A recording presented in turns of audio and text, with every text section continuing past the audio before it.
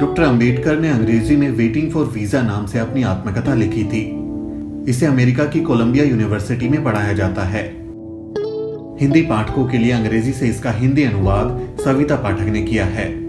इस आत्मकथा के संपादक प्रोफेसर फ्रांसिस डब्ल्यू प्रिचर्ड ने आंतरिक साक्ष्यों के आधार पर अनुमान लगाया है कि ये 1935 या 1936 की रचना है।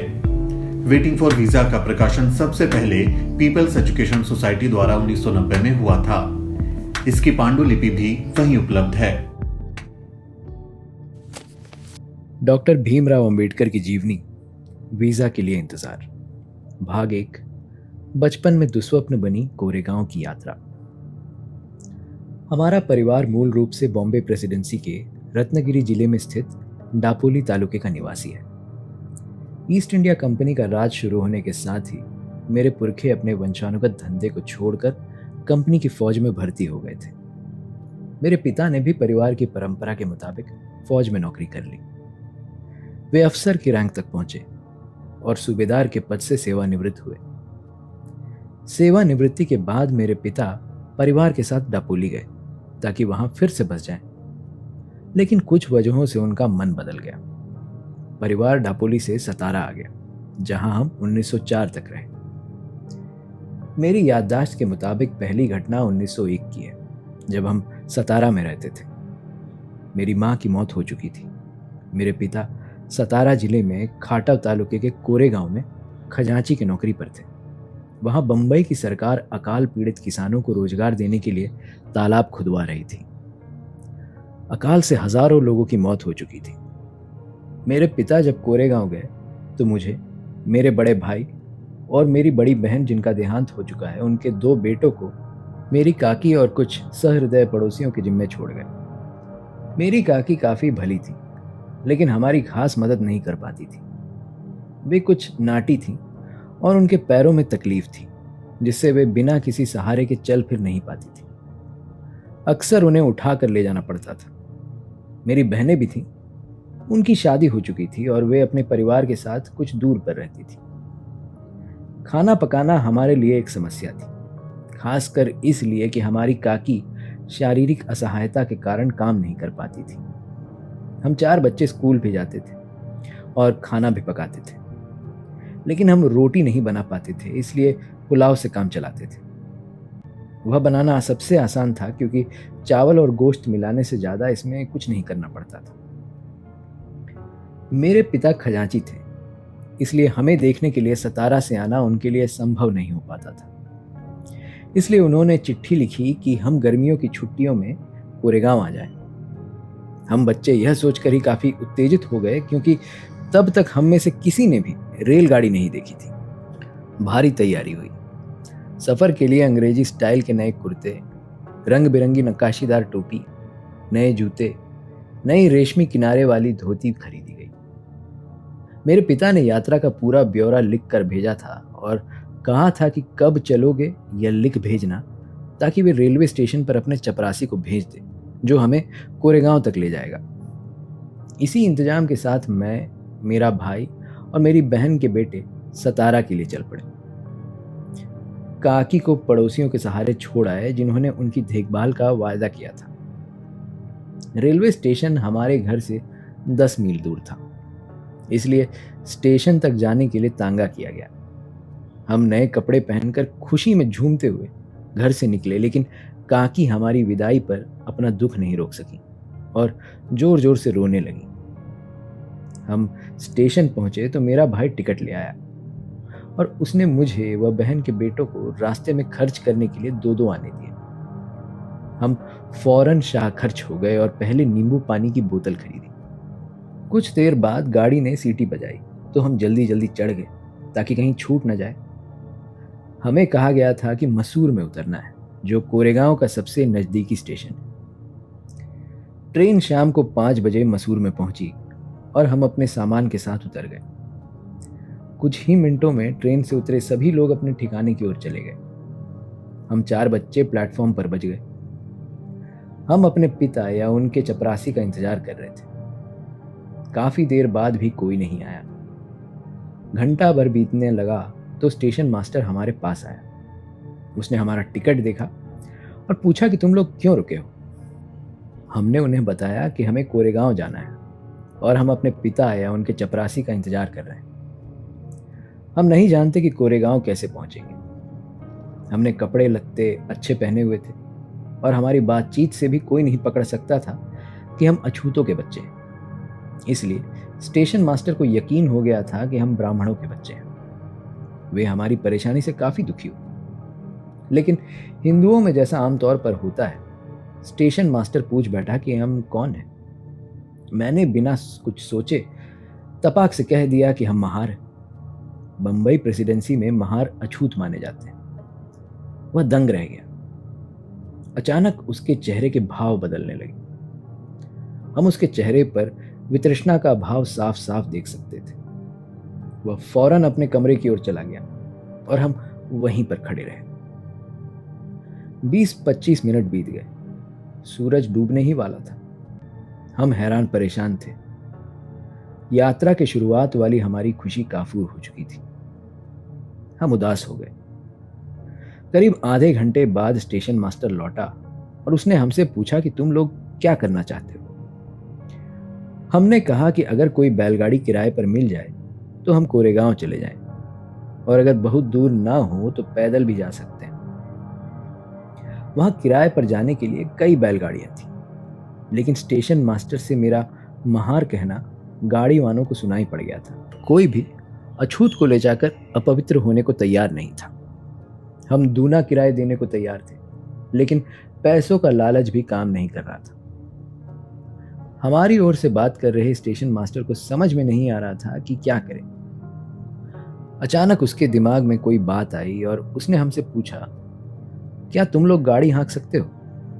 हम फौरन बोल पड़े, हाँ, हम हाँक सकते हैं। यह सुनकर वह गाड़ी वालों के पास गया और उनसे कहा कि तुम्हें दोगुना किराया मिलेगा और गाड़ी वे खुद चलाएंगे। गाड़ीवान खुद गाड़ी के साथ पैदल चलता रहे। एक गाड़ीवान राजी हो गया। उसे दूना किराया मिल रहा था और वह अपवित्र होने से भी बच रहा था। शाम करीब 6:30 बजे हम चलने को तैयार हुए, लेकिन हमारी चिंता यह थी कि यह आश्वस्त होने के बाद ही स्टेशन छोड़ा जाए कि हम अंधेरे के पहले कोरेगांव पहुंच जाएंगे। हमने गाड़ीवान से पूछा कि कोरेगांव कितनी दूर है और कितनी देर में पहुंच जाएंगे। उसने बताया कि 3 घंटे से ज्यादा नहीं लगेगा। उसकी बात पर यकीन करके हमने अपना सामान गाड़ी पर रखा और स्टेशन मास्टर को शुक्रिया कहकर गाड़ी में चढ़ गए। हम में से एक ने गाड़ी संभाली और हम चल पड़े। गाड़ीवान बगल में पैदल चल रहा था। स्टेशन से कुछ दूरी पर एक नदी थी, बिल्कुल सूखी हुई। उसमें कहीं कहीं पानी के छोटे छोटे गड्ढे थे। गाड़ीवान ने कहा कि हमें यहां रुककर खाना खा लेना चाहिए, वरना रास्ते में कहीं पानी भी नहीं मिलेगा। हम राजी हो गए। उसने किराए का एक हिस्सा मांगा ताकि बगल के गांव में जाकर खाना खाए। मेरे भाई ने उसे कुछ पैसे दिए और वह जल्दी आने का वादा करके चला गया। हमें भूख लगी थी। काकी ने पड़ोसी औरतों से हमारे लिए रास्ते के लिए कुछ अच्छा भोजन बनवा दिया था। हमने टिफिन बॉक्स खोला और खाने लगे। अब हमें पानी चाहिए था। हम में से एक नदी वाले पानी के गड्ढे की ओर गया, लेकिन उसमें से तो गाय बैल के गोबर और पेशाब की बदबू आ रही थी। पानी के बिना हमने आधे पेट खाकर ही टिफिन बंद कर दिया और गाड़ीवान का इंतजार करने लगे। काफी देर तक वह नहीं आया। हम चारों ओर उसे देख रहे थे। आखिरकार वह आया और हम आगे बढ़े। 4-5 मील हम चले होंगे कि अचानक गाड़ीवान कूद कर गाड़ी पर बैठ गया और गाड़ी हाँकने लगा। हम चकित थे कि यह वही आदमी है जो अपवित्र होने के डर से गाड़ी में नहीं बैठ रहा था, लेकिन उससे कुछ पूछने की हिम्मत हम नहीं कर पाए। हम बस जल्दी से जल्दी कोरेगांव पहुंचना चाहते थे, लेकिन जल्दी ही अंधेरा छा गया। रास्ता नहीं दिख रहा था। कोई आदमी या पशु भी नजर नहीं आ रहा था। हम डर गए। 3 घंटे से ज्यादा हो गए थे, लेकिन कोरेगांव का कहीं नामो निशान तक नहीं था। तभी हमारे मन में यह डर पैदा हुआ कि कहीं यह गाड़ीवान हमें ऐसी जगह तो नहीं ले जा रहा जहां हमें मारकर हमारा सामान लूट ले। हमारे पास सोने के गहने भी थे। हम उससे पूछने लगे कि कोरेगांव और कितनी दूर है। वह कहता जा रहा था, ज्यादा दूर नहीं है, जल्दी ही पहुंच जाएंगे। रात के 10 बज चुके थे। हम डर के मारे सुबकने लगे और गाड़ीवान को कोसने लगे। उसने कोई जवाब नहीं दिया। अचानक हमें कुछ दूर पर एक बत्ती जलती दिखाई दी। गाड़ीवान ने कहा, वह देखो, चुंगी वाले की बत्ती है, रात में हम वहीं रुकेंगे। हमें कुछ राहत महसूस हुई। आखिर 2 घंटे में हम चुंगी वाले की झोपड़ी तक पहुंचे। यह एक पहाड़ी की तलहटी में उसके दूसरी ओर स्थित थी। वहां पहुंचकर हमने पाया कि बड़ी संख्या में बैलगाड़ियां वहां रात गुजार रही थी। हम भूखे थे और खाना खाना चाहते थे, लेकिन पानी नहीं था। हमने गाड़ीवान से पूछा कि कहीं पानी मिल जाएगा। उसने हमें चेताया कि चुंगी वाला हिंदू है और अगर हमने सच बोल दिया कि हम महार हैं तो पानी नहीं मिल पाएगा। उसने कहा, कहो कि तुम मुसलमान हो और अपनी तकदीर आजमा लो। उसकी सलाह पर मैं चुंगी वाले की झोपड़ी में गया और पूछा कि थोड़ा पानी मिल जाएगा। उसने पूछा, कौन हो? मैंने कहा कि हम मुसलमान हैं। मैंने उससे उर्दू में बात की जो मुझे अच्छी तरह आती थी, लेकिन यह चालाकी काम नहीं आई। उसने रुखाई से कहा, तुम्हारे लिए यहां पानी किसने रखा है? पहाड़ी पर पानी है, जाओ वहां से ले आओ। मैं अपना सा मुंह लेकर गाड़ी के पास लौट आया। मेरे भाई ने सुना तो कहा कि चलो सो जाओ। बैल खोल दिए गए और गाड़ी जमीन पर रख दी गई। हमने गाड़ी के निचले हिस्से में बिस्तर डाला और जैसे तैसे लेट गए। मेरे दिमाग में चल रहा था कि हमारे पास भोजन काफी है। भूख के मारे हमारे पेट में चूहे दौड़ रहे हैं, लेकिन पानी के बिना हम भूखे सो रहे हैं। पानी इसलिए नहीं मिल सका क्योंकि हम अछूत हैं। मैं यही सोच रहा था कि मेरे भाई के मन में एक आशंका उभर आई। उसने कहा कि हमें एक साथ नहीं सोना चाहिए, कुछ भी हो सकता है, इसलिए एक बार में 2 लोग सोएंगे और 2 लोग जागेंगे। इस तरह पहाड़ी के नीचे हमारी रात कटी। तड़के 5 बजे गाड़ीवान आया और कहने लगा कि हमें कोरेगांव के लिए चल देना चाहिए। हमने मना कर दिया और उसे 8 बजे चलने को कहा। हम कोई जोखिम नहीं उठाना चाहते थे। वह कुछ नहीं बोला। आखिर हम 8 बजे चले और 11 बजे कोरेगांव पहुंचे। मेरे पिता हम लोगों को देखकर हैरान थे। उन्होंने बताया कि उन्हें हमारे आने की कोई सूचना नहीं मिली थी। हमने कहा कि हमने चिट्ठी भेजी थी। बाद में पता चला कि मेरे पिता के नौकर को चिट्ठी मिली थी, लेकिन वह उन्हें देना भूल गए थे। इस घटना की मेरे जीवन में काफी अहमियत है। मैं तब 9 साल का था। इस घटना की मेरे दिमाग पर एक अमिट छाप पड़ी।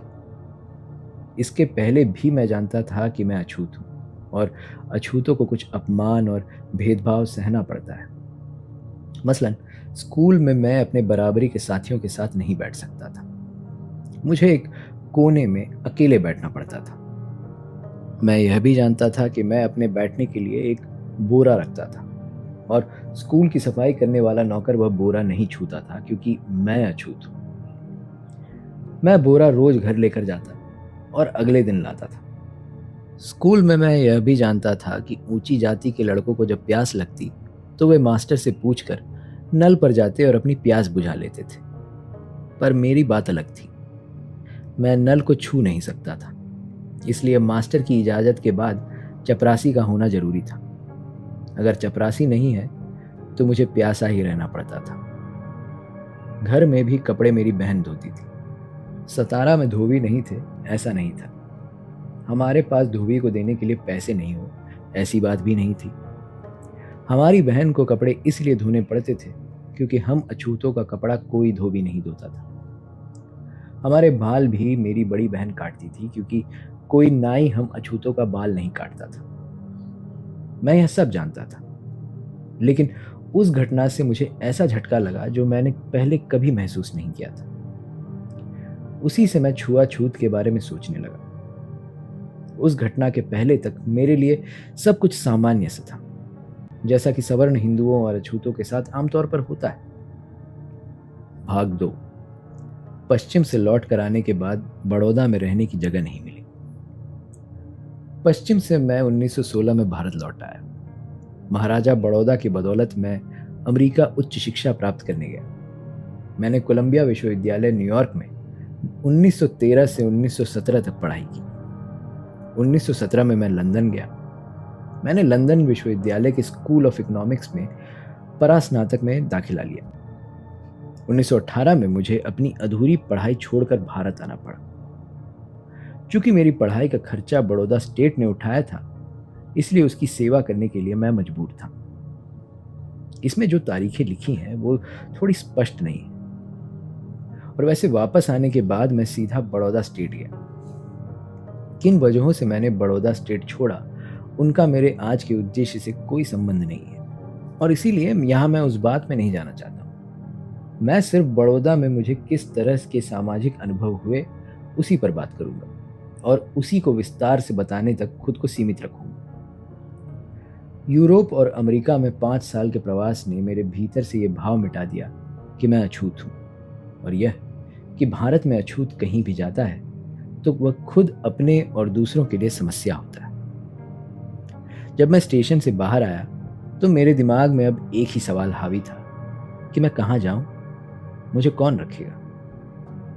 मैं बहुत गहराई तक परेशान था। हिंदू होटल, जिन्हें विशिष्ट कहा जाता था, को मैं पहले से ही जानता था। वे मुझे नहीं रखेंगे। वहां रहने का एकमात्र तरीका था कि मैं झूठ बोलूं, लेकिन मैं इसके लिए तैयार नहीं था, क्योंकि मैं अच्छे से जानता था कि अगर मेरा झूठ पकड़ा गया तो उसके क्या परिणाम होंगे। वो पहले से नियत थे। मेरे कुछ मित्र बड़ौदा के थे जो अमेरिका पढ़ाई करने गए थे। अगर मैं उनके यहाँ गया तो क्या वे मेरा स्वागत करेंगे? मैं खुद को आश्वस्त नहीं कर सका। हो सकता है कि एक अछूत को अपने घर में बुलाने पर वे शर्मिंदा महसूस करें। मैं थोड़ी देर तक की इसी परिशोपेश में स्टेशन पर खड़ा रहा। फिर मुझे सूझा कि पता करूं कि कैंप में कोई जगह है। तब तक सारे यात्री जा चुके थे। मैं अकेले बच गया था। कुछ एक गाड़ी वाले, जिन्हें अब तक कोई सवारी नहीं मिली थी, वो मुझे देख रहे थे और मेरा इंतजार कर रहे थे। मैंने उनमें से एक को बुलाया और पता किया कि क्या कैंप के पास कोई होटल है। उसने बताया कि एक पारसी सराय है और वो पैसा लेकर ठहरने देंगे। पारसी लोगों द्वारा ठहरने की व्यवस्था होने की बात सुनकर मेरा मन खुश हो गया। पारसी ज़ोरास्ट्रियन धर्म को मानने वाले लोग होते हैं। उनके धर्म में छुआछूत के लिए कोई जगह नहीं है, इसलिए उनके द्वारा अछूत होने का भेदभाव होने का कोई डर नहीं था। मैंने गाड़ी में अपना बैग रख दिया और ड्राइवर से पारसी सराय ले चलने के लिए कहा।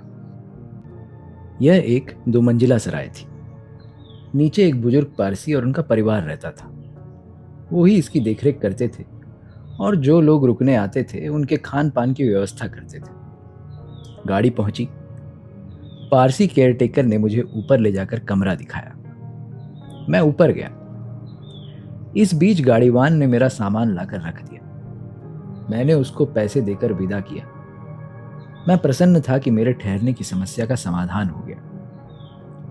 मैं कपड़े खोल रहा था, थोड़ा सा आराम करना चाहता था। इसी बीच केयरटेकर एक किताब लेकर ऊपर आया। उसने जब मुझे देखा कि मैंने सदरी और धोती, जो कि खास पारसी लोगों के कपड़े पहनने का तरीका है, नहीं पहना है, तो उसने तीखी आवाज में मुझसे मेरी पहचान पूछी। मुझे मालूम नहीं था कि यह पारसी सराय सिर्फ पारसी समुदाय के लोगों के लिए थी। मैंने बता दिया कि मैं हिंदू हूं। वो अचंभित था और उसने सीधे कह दिया कि मैं वहां नहीं ठहर सकता। मैं सकते में आ गया और पूरी तरह शांत रहा। फिर वही सवाल मेरी ओर लौट आया कि कहाँ जाऊं। मैंने खुद को संभालते हुए कहा कि मैं भले ही हिंदू हूं, लेकिन अगर उन्हें कोई परेशानी नहीं है तो मुझे यहाँ ठहरने में कोई दिक्कत नहीं है। उसने जवाब दिया कि तुम यहाँ कैसे ठहर सकते हो? मुझे सराय में ठहरने वालों का ब्यौरा रजिस्टर में दर्ज करना पड़ता है। मुझे उनकी परेशानी समझ आ रही थी। मैंने कहा कि मैं रजिस्टर में दर्ज करने के लिए कोई पारसी नाम रख सकता हूँ। अगर इसमें मुझे कोई दिक्कत नहीं है तो तुम्हें इसमें क्या दिक्कत है? तुम्हें कुछ नहीं खोना पड़ेगा, बल्कि तुम तो कुछ पैसे ही कमाओगे।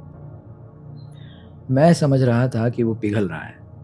वैसे भी उसके पास बहुत समय से कोई यात्री नहीं आया था और वो थोड़ा कमाई का मौका नहीं छोड़ना चाहता था। वो इस शर्त पर तैयार हो गया कि मैं उसको 1.5 रुपए ठहरने और खाने का दूंगा और रजिस्टर में पारसी नाम लिखवाऊंगा। वो नीचे गया और मैंने राहत की सांस ली। समस्या का हल हो गया था। मैं बहुत खुश था। लेकिन तब तक मैं यह नहीं जानता था कि मेरी यह खुशी कितनी क्षणिक है।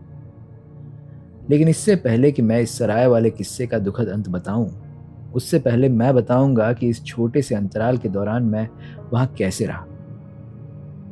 इस सराय की पहली मंजिल पर एक छोटा कमरा और उसी से जुड़ा हुआ स्नान घर था जिसमें नल लगा था। उसके अलावा एक बड़ा हॉल था। जब तक मैं वहां रहा, बड़ा हॉल हमेशा टूटी कुर्सियों और बेंच जैसे कबाड़ से भरा रहा। इसी सब के बीच मैं अकेला यहाँ रहा। केयर टेकर सुबह एक कप चाय लेकर आता था। फिर वो दोबारा 9:30 बजे मेरा नाश्ता या सुबह का कुछ खाने को लेकर आता था। और तीसरी बार वो 8:30 बजे रात का खाना लेकर आता था। केयर टेकर तभी आता था जब बहुत जरूरी हो जाता था और इनमें से किसी भी मौके पर वो मुझसे बात करने से बचता था। खैर, किसी तरह से ये दिन बीते। महाराजा बड़ौदा की ओर से महालेखागार ऑफिस में मेरी प्रशिक्षु की नियुक्ति हो गई। मैं ऑफिस जाने के लिए सराय को 10 बजे छोड़ देता था और रात को तकरीबन 8 बजे लौटता था और जितना हो सके कंपनी के दोस्तों के साथ समय व्यतीत करता था। सराय में वापस लौट के रात बिताने का विचार ही मुझे डराने लगता था। मैं वहां सिर्फ इसलिए लौटता था क्योंकि इस आकाश के तले मुझे और कोई ठौर नहीं था। ऊपर वाली मंजिल के बड़े कमरे में कोई भी दूसरा इंसान नहीं था जिससे मैं कुछ बात कर पाता। मैं बिल्कुल अकेला था। पूरा हॉल घुप अंधेरे में रहता था। वहां कोई बिजली का बल्ब, यहां तक कि तेल की बत्ती तक नहीं थी जिससे अंधेरा थोड़ा कम लगता। केयर टेकर मेरे इस्तेमाल के लिए एक छोटा सा दिया लेकर आता था जिसकी रोशनी बमुश्किल कुछ इंच तक ही जाती थी। मुझे लगता था कि मुझे सजा मिली है। मैं किसी इंसान से बात करने के लिए तड़पता था, लेकिन वहां कोई नहीं था। आदमी न होने की वजह से मैंने किताबों का साथ लिया और उन्हें पढ़ता गया और पढ़ता ही गया। मैं पढ़ने में इतना डूब गया कि अपनी तन्हाई भूल गया। लेकिन उड़ते चमगादड़, जिनके लिए वह हॉल उनका घर था, की चैंचैं आवाजें अक्सर ही मेरे दिमाग को उधर खींच देते थे। मेरे भीतर तक सिहरन दौड़ जाती थी और जो बात मैं भूलने की कोशिश कर रहा था वो मुझे फिर से याद आ जाती थी कि मैं एक अजनबी परिस्थिति में एक अजनबी जगह पर हूं। कई बार मैं बहुत गुस्से में भर जाता था। फिर मैं अपने दुख और गुस्से को इस भाव से समझता था कि भले ही ये जेल थी, लेकिन यह एक ठिकाना तो है। कोई जगह न होने से अच्छा है कोई जगह होना। मेरी हालत इस कदर खराब थी कि जब मेरी बहन का बेटा बंबई से मेरा बचा हुआ सामान लेकर आया और उसने मेरी हालत देखी तो वह इतनी जोर जोर से रोने लगा कि मुझे तुरंत उसे वापस भेजना पड़ा। इस हालत में मैं पारसी सराय में एक पारसी बनकर रहा। मैं जानता था कि मैं यह नाटक ज्यादा दिन नहीं कर सकता और मुझे किसी दिन पहचान लिया जाएगा। इसलिए मैं सरकारी बंगला पाने की कोशिश कर रहा था। लेकिन प्रधानमंत्री ने मेरी याचिका पर उस गहराई से ध्यान नहीं दिया जैसी मुझे जरूरत थी। मेरी याचिका एक अफसर से दूसरे अफसर तक जाती रही और इससे पहले कि मुझे निश्चित उत्तर मिलता, मेरे लिए वह भयावह दिन आ ही गया। वो उस सराय में 11वां दिन था।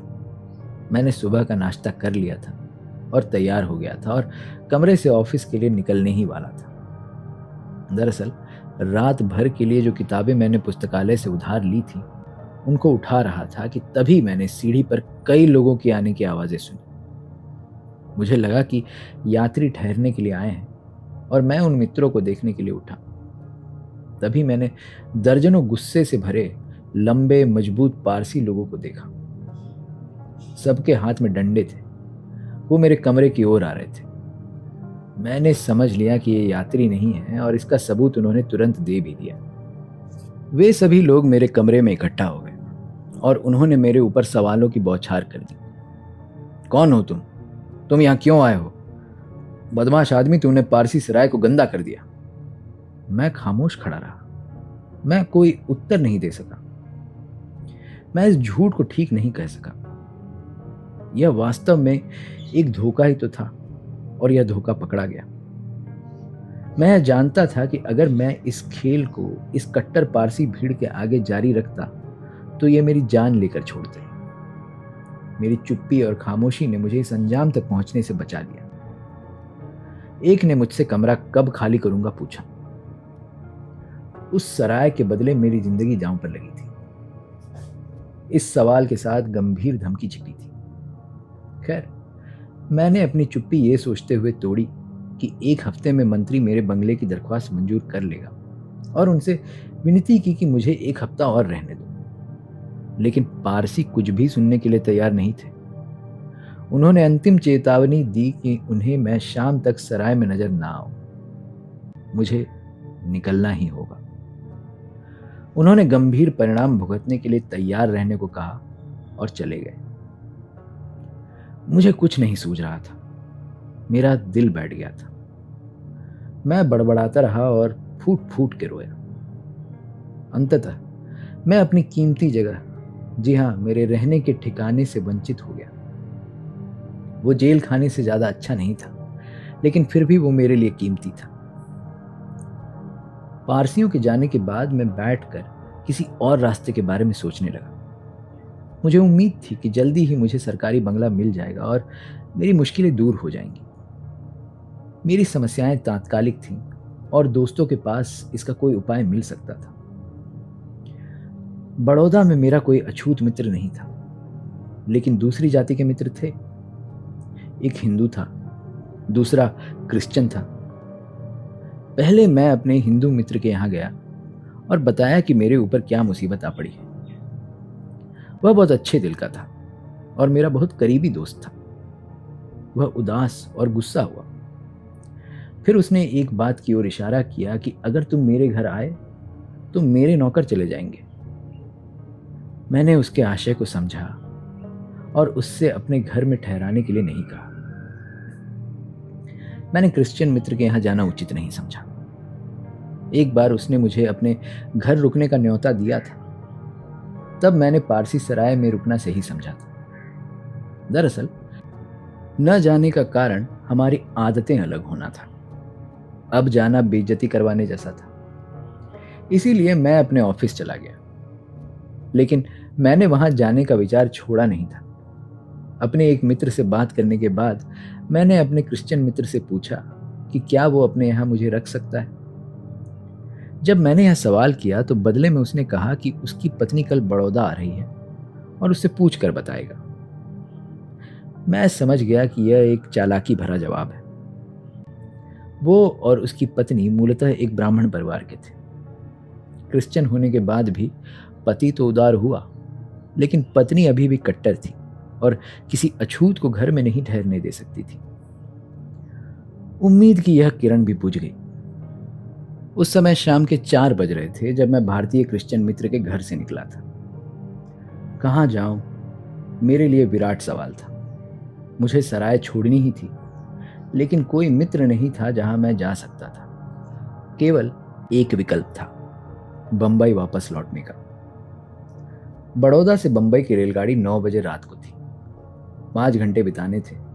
उनको कहाँ बिताऊं? क्या सराय में जाना चाहिए? क्या दोस्तों के यहां जाना चाहिए?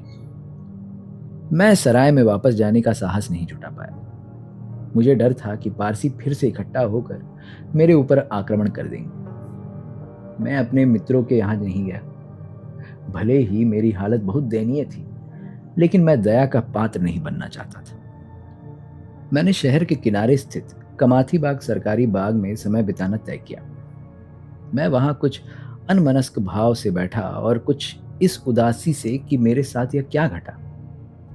मैंने अपने माता पिता के बारे में और जब हम बच्चे थे और जब खराब दिन थे उनके बारे में सोचा।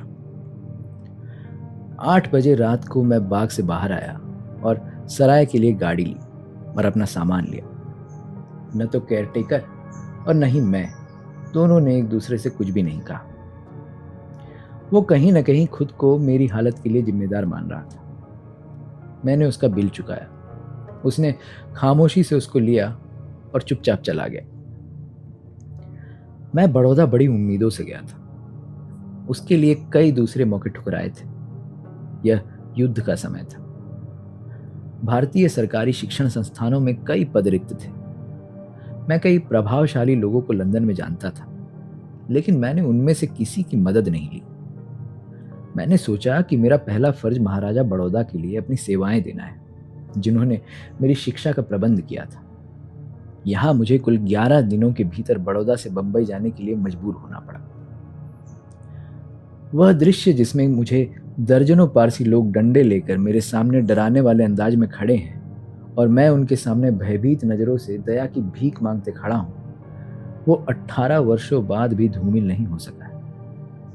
मैं आज भी उसे जस का तस याद कर सकता हूं और ऐसा कभी भी नहीं हुआ होगा कि उस दिन को याद किया और आंखों में आंसू ना आ गए।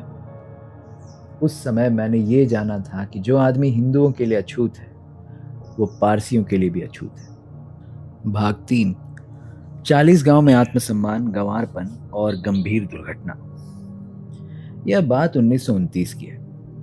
बंबई सरकार ने दलितों के मुद्दे की जांच के लिए एक कमेटी गठित की। मैं उस कमेटी का एक सदस्य मनोनीत हुआ। इस कमेटी को हर तालुके में जाकर अत्याचार, अन्याय और अपराध की जांच करनी थी। इसलिए कमेटी को बांट दिया गया।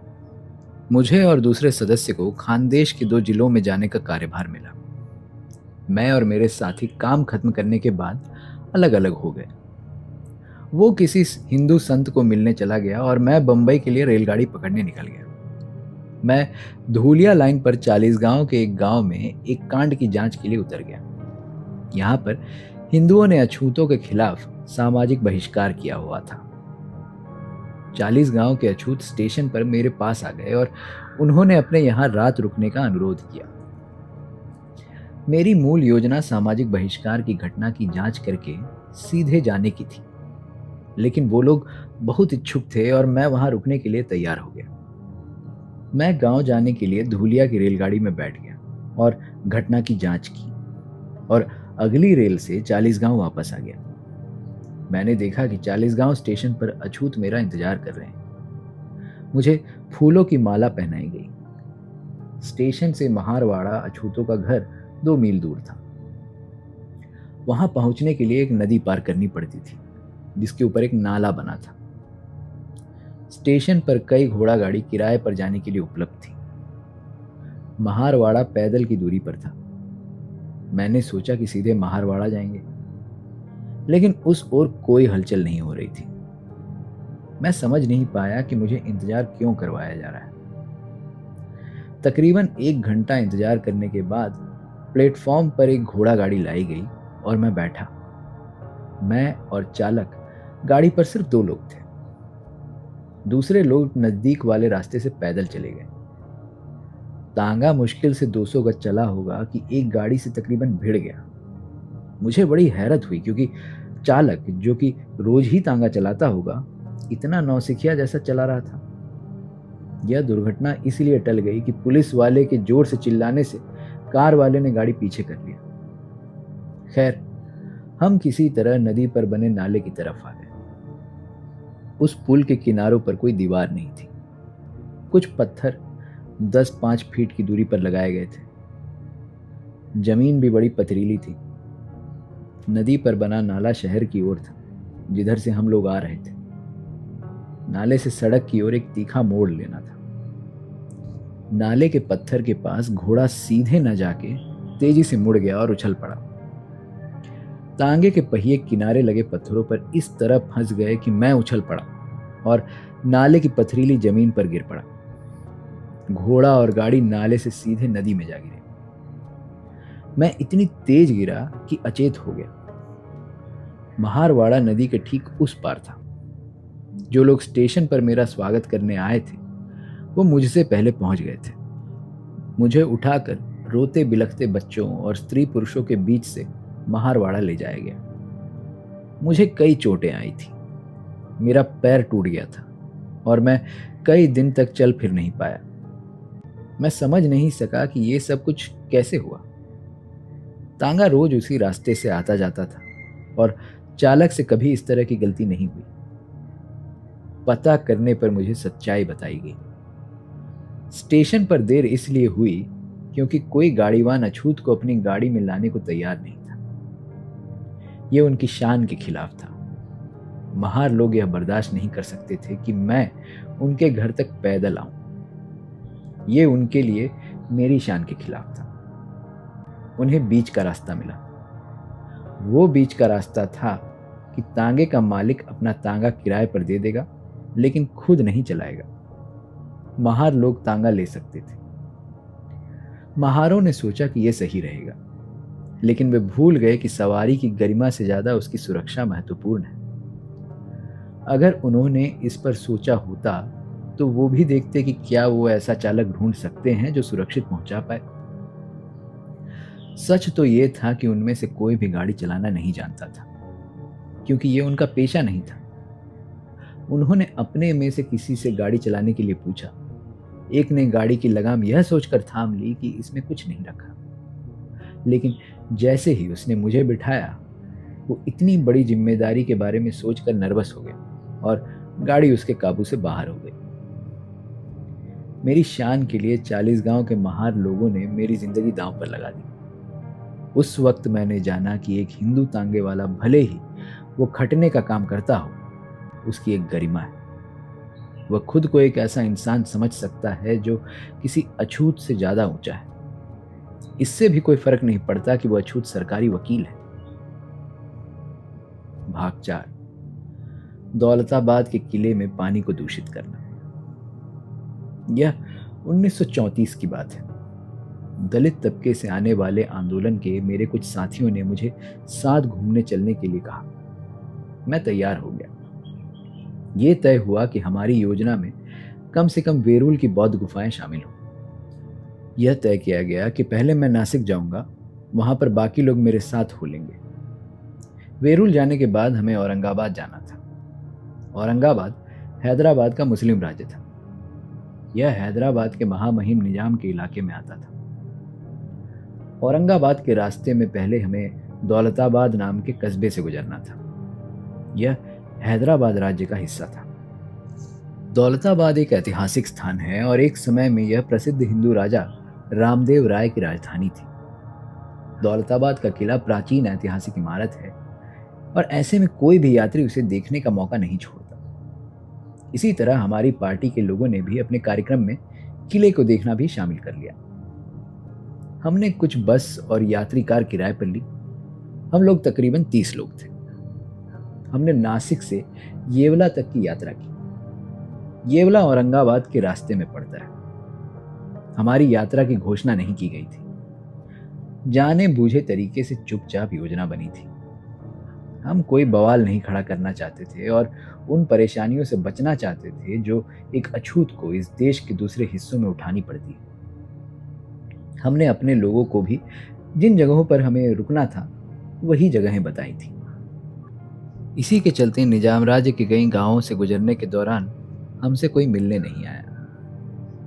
दौलताबाद में निश्चित ही अलग हुआ। वहां हमारे लोगों को पता था कि हम लोग आ रहे हैं। वो कस्बे के मुहाने पर इकट्ठा होकर हमारा इंतजार कर रहे थे। उन्होंने हमें उतरकर चाय नाश्ते के लिए कहा और दौलताबाद किला देखने का तय किया गया।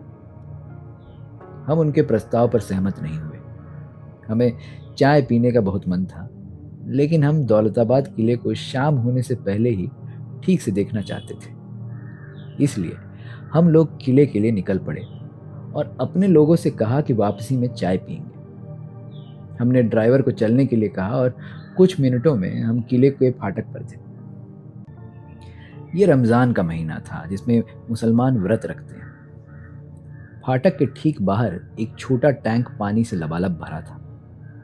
उसके किनारे पत्थर का रास्ता भी बना था। यात्रा के दौरान हमारे चेहरे, शरीर, कपड़े धूल से भर गए थे। हम सबको हाथ मुंह धोने का मन हुआ। बिना कुछ खास सोचे हमारी पार्टी के कुछ सदस्यों ने अपने पत्थर वाले किनारे पर खड़े होकर हाथ मुंह धोया। इसके बाद हम फाटक से किले के अंदर गए। वहां हथियारबंद सैनिक खड़े थे। उन्होंने बड़ा सा फाटक खोला और हमें सीधे आने दिया। हमने सुरक्षा सैनिकों से भीतर आने के तरीकों के बारे में पूछा था कि किले के भीतर कैसे जाएं। इसी दौरान एक बूढ़ा मुसलमान सफेद दाढ़ी लहराते हुए पीछे से चिल्लाते हुए आया, थेड़, तुमने टैंक का पानी गंदा कर दिया। थेड़ यानी अछूत। जल्दी ही कई जवान और बूढ़े मुसलमान जो आसपास थे उनमें शामिल हो गए और हमें गालियां देने लगे।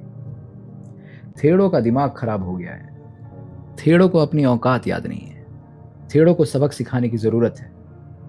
उन्होंने डराने वाला रवैया अख्तियार कर लिया। हमने बताया कि हम लोग बाहर से आए हैं और स्थानीय नियम नहीं जानते हैं। उन्होंने अपना गुस्सा स्थानीय अछूत लोगों पर निकालना शुरू कर दिया जो उस वक्त तक फाटक पर आ गए थे। तुम लोगों ने इन लोगों को क्यों नहीं बताया कि ये टैंक अछूत इस्तेमाल नहीं कर सकते? ये सवाल वो लोग उनसे लगातार पूछने लगे। बेचारे लोग, ये तो जब हम टैंक के पास थे तब तो वहां थे ही नहीं। यह पूरी तरह से हमारी गलती थी क्योंकि हमने किसी से पूछा भी नहीं था। स्थानीय अछूत लोगों ने विरोध जताया कि उन्हें नहीं पता था, लेकिन मुसलमान लोग हमारी बात सुनने को तैयार नहीं थे। वे हमें और उनको गाली देते जा रहे थे। वो इतनी खराब गालियां दे रहे थे कि हम भी बर्दाश्त नहीं कर पा रहे थे। वहां दंगे जैसे हालत बन गए थे और हत्या भी हो सकती थी, लेकिन हमें किसी भी तरह खुद पर नियंत्रण रखना था। हम ऐसा कोई आपराधिक मामला नहीं बनाना चाहते थे जो हमारी यात्रा को अजीब तरीके से खत्म कर दे। भीड़ में से एक मुसलमान नौजवान लगातार बोले जा रहा था कि सबको अपना धर्म बताना है। इसका मतलब कि जो अछूत है वो टैंक से पानी नहीं ले सकता। मेरा धैर्य खत्म हो गया। मैंने थोड़े गुस्से में पूछा, क्या तुमको तुम्हारा धर्म यही सिखाता है? क्या तुम किसी अछूत को पानी लेने से रोक दोगे अगर वह मुसलमान बन जाए? इन सीधे सवालों से मुसलमानों पर कुछ असर होता हुआ तो दिखा, लेकिन उन्होंने कोई उत्तर नहीं दिया और चुपचाप खड़े रहे। सुरक्षा सैनिक की ओर मुड़ते हुए मैंने फिर से गुस्से में कहा, क्या हम इस किले में जा सकते हैं या नहीं? हमें बताओ, और अगर हम नहीं जा सकते तो हम यहां रुकना भी नहीं चाहते। सुरक्षा सैनिक ने मेरा नाम पूछा। मैंने एक कागज पर अपना नाम लिख कर दे दिया। वह उसे सुपरिटेंडेंट के पास भीतर ले गया और फिर बाहर आया। हमें बताया गया कि हम किले में जा सकते हैं, लेकिन कहीं भी किले के भीतर पानी नहीं छू सकते, और साथ में एक हथियार से लैस सैनिक भी भेजा गया ताकि वो देख सके कि हम उस आदेश का उल्लंघन तो नहीं कर रहे हैं। पहले मैंने एक उदाहरण दिया था कि कैसे एक अछूत हिंदू पारसी के लिए भी अछूत होता है, जबकि यह उदाहरण दिखाता है कि कैसे एक अछूत हिंदू मुसलमान के लिए भी अछूत होता है। अगला भाग। डॉक्टर ने समुचित इलाज करने से मना किया, जिससे युवा स्त्री की मौत हो गई। यह घटना भी आंखें खोलने वाली है। यह घटना काठियावाड़ में एक गांव की अछूत स्कूल में पढ़ाने वाली शिक्षिका की है। मिस्टर गांधी द्वारा प्रकाशित जर्नल यंग इंडिया में यह घटना एक पत्र के माध्यम से 12 दिसंबर 1929 को सामने आई। इसमें लेखक ने अपने निजी अनुभव को लिखा है कि कैसे उसकी पत्नी, जिसने अभी बच्चे को जन्म दिया था, हिंदू डॉक्टर के ठीक से उपचार नहीं करने के चलते मर गई। पत्र कहता है, इस महीने की 5 तारीख को मेरा बच्चा हुआ था और 7 तारीख को मेरी बीवी बीमार हो गई। उसको दस्त शुरू हो गई, उसकी नब्ज धीमी हो गई और छाती फूलने लगी। उसको सांस लेने में तकलीफ होने लगी और पसलियों में तेज दर्द होने लगा। मैं एक डॉक्टर को बुलाने गया, लेकिन उसने कहा कि वह एक हरिजन के घर नहीं जाएगा और न ही वह बच्चे को देखने के लिए तैयार हो। तब मैं वहां से नगर सेठ और गारी साय दरबार गया और उनसे मदद की भीख मांगी। नगर सेठ ने आश्वासन दिया कि मैं डॉक्टर को 2 रुपए दे दूंगा। तब जाकर डॉक्टर आया, लेकिन उसने इस शर्त पर मरीज को देखा कि वह हरिजन बस्ती के बाहर मरीज को देखेगा। मैं अपनी बीवी और नन्हे बच्चे को लेकर बस्ती के बाहर आया। तब डॉक्टर ने अपना थर्मोमीटर एक मुसलमान को दिया और उसने मुझे दिया और मैंने अपनी बीवी को। फिर उसी प्रक्रिया में थर्मोमीटर वापस किया। यह तकरीबन रात के 8 बजे की बात है। बत्ती की रोशनी में थर्मोमीटर को देखते हुए डॉक्टर ने कहा कि मरीज को निमोनिया हो गया है। उसके बाद डॉक्टर चला गया और दवाइयां भेजी। मैं बाजार से कुछ लिनसीड खरीद कर ले आया और मरीज पर लगाया। बाद में डॉक्टर ने मरीज को देखने से इनकार कर दिया, जबकि मैंने उसको 2 रुपए दिए थे। बीमारी खतरनाक थी। अब केवल भगवान ही हमारी मदद कर सकता था। मेरी जिंदगी की लौ बुझ गई है। आज दोपहर 2 बजे उसकी मृत्यु हो गई। उस अछूत शिक्षिका का नाम नहीं दिया हुआ है और इसी तरह से डॉक्टर का भी नाम नहीं लिखा हुआ है। अछूत शिक्षक ने बदले की कार्यवाही के डर के कारण नाम नहीं दिया, लेकिन तथ्य एकदम सही है। उसके लिए किसी स्पष्टीकरण की आवश्यकता नहीं है। पढ़ा लिखा होने के बावजूद डॉक्टर ने बुरी तरह से बीमार औरत को खुद थर्मोमीटर लगाने से मना कर दिया और उसके मना करने के कारण ही औरत की मृत्यु हुई। उसके मन में बिल्कुल भी उथल पुथल नहीं हुई कि वह जिस पेशे से बंधा हुआ है उसके कुछ नियम कानून हैं। हिंदू किसी अछूत को छूने के बजाय अमानवीय होना पसंद करेंगे। अगला भाग। गाली गलौज और धमकियों के बाद युवा क्लर्क को नौकरी छोड़नी पड़ी। इस बात को आगे कहने के लिए एक और घटना है। 6 मार्च 1938 को कासरवाड़ी वुलन मिल के पीछे दादर बंबई में इंदुलाल यादनिक की अध्यक्षता में भंगी लोगों की एक बैठक हुई। इस बैठक में एक भंगी लड़के ने अपना अनुभव इन शब्दों में बयान किया। मैंने 1933 में भाषा की अंतिम परीक्षा पास की। मैंने अंग्रेजी कक्षा 4 तक पढ़ी थी। मैंने बंबई म्युनिसिपल पार्टी के स्कूल कमेटी में शिक्षक पद के लिए आवेदन किया, लेकिन वैकेंसी नहीं होने के चलते असफल रहा। फिर मैंने अहमदाबाद में पिछड़े वर्ग के अफसर के लिए तलाती पद यानी गांव का पटवारी, उसके लिए आवेदन किया और सफल रहा। 19 फरवरी 1936 को मैं बारसाठ तालुका के खेड़ा जिले में मामलातदार के कार्यालय में तलाती पद पर नियुक्त हुआ। वैसे मेरा परिवार मूलतः गुजरात से आया था, लेकिन मैं इससे पहले कभी गुजरात नहीं गया था। मैं यहाँ पहली बार आया था। उसी तरह से मैं यह नहीं जानता था कि सरकारी दफ्तर में भी छुआछूत है। मेरे हरिजन होने की बात मेरे आवेदन में पहले से लिखी थी, इसलिए मैं उम्मीद करता था कि मेरे सहकर्मियों को पहले से ही पता होगा कि मैं कौन हूं। इसलिए मैं मामलातदार ऑफिस के क्लर्क के व्यवहार से हैरान रह गया जब मैं तलाती पद संभालने वहां पहुंचा। कारकुन ने बड़े ही घृणा से मुझसे पूछा, तुम कौन हो? मैंने जवाब दिया, सर, मैं एक हरिजन हूं। उसने कहा, भाग जाओ और दूर खड़े रहो। तुम्हारी हिम्मत कैसे हुई मेरे नजदीक आने की? अभी तुम ऑफिस में हो। अगर तुम बाहर होते तो अब तक मैं तुम्हें 6 लात मारता। हिम्मत तो देखो कि ये यहाँ नौकरी करने आया है। उसके बाद उसने मुझे कहा कि अपने सर्टिफिकेट और नियुक्ति का आदेश पत्र यहाँ जमीन पर रख दो। जब मैं बारसात के मामलातदार ऑफिस में काम कर रहा था तो मुझे सबसे ज्यादा मुश्किल पानी पीने में होती थी। ऑफिस के बरामदे में पीने के पानी के डिब्बे रखे थे और वहां पर इन डिब्बों की जिम्मेदारी और पानी पिलाने के लिए आदमी रखा हुआ था। उसका काम ऑफिस के क्लर्कों के लिए जब भी उनकी जरूरत हो पानी पिलाना था।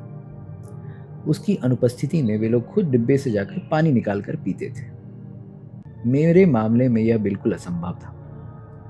मैं उस डिब्बे को छू नहीं सकता था। मेरे छूते ही वह पानी दूषित हो जाता। इसीलिए मुझे पानी पिलाने वाले की दया पर निर्भर रहना पड़ता था। मेरे इस्तेमाल के लिए एक खराब सा बर्तन रखा था जिसे मेरे सिवाय न कोई छूता था और न कोई धोता था। इसी बर्तन में पानी वाला मेरे लिए पानी डाल देता था, लेकिन मैं पानी तभी ले सकता था जब वह पानी पिलाने वाला मौजूद हो।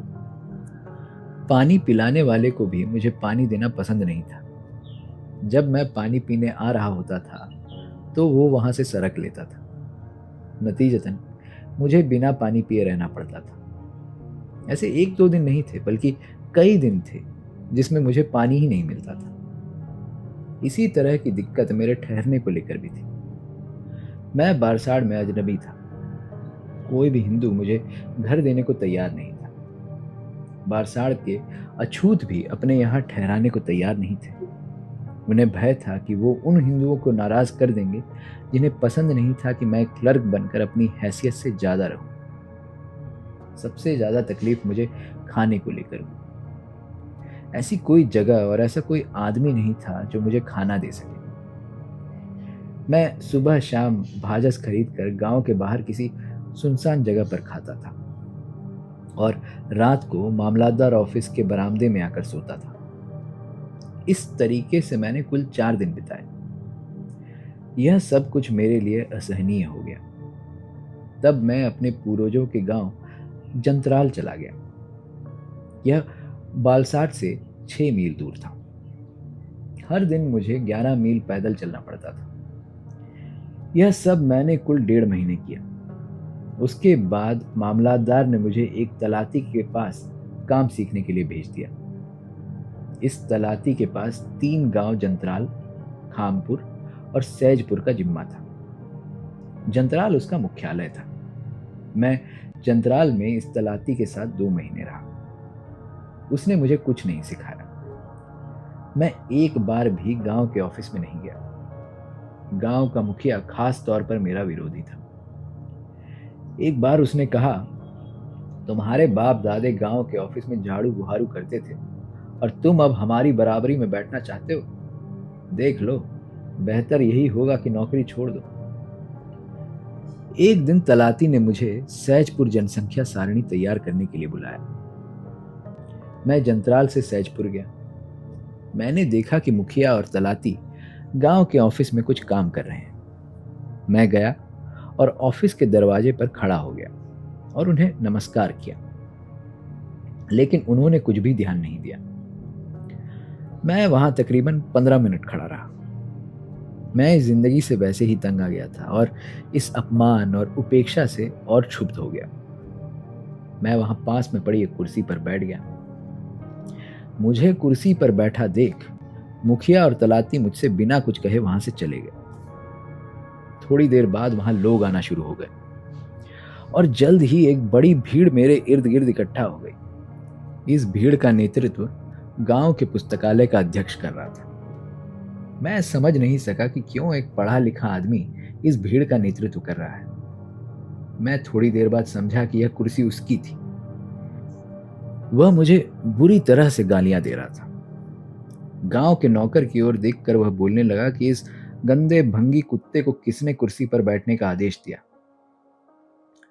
गांव के नौकर ने मुझे कुर्सी से उठाया और मुझसे कुर्सी लेकर चला गया। मैं जमीन पर बैठ गया। उसके बाद भीड़ गांव के ऑफिस में घुस गई और उसने मुझे घेर लिया। वहां एक गुस्से से सुलगती हुई भीड़ थी। कुछ लोग मुझे गाली दे रहे थे, कुछ लोग मुझे धमकी दे रहे थे कि वो मुझे धारिया यानी गंडासा से टुकड़े टुकड़े कर देंगे। मैंने उनसे याचना की कि मुझे माफ कर दें, मेरे ऊपर रहम करें। इससे उस भीड़ पर कोई फर्क नहीं पड़ा। मुझे समझ नहीं आया कि मैं अपना जीवन कैसे बचाऊं।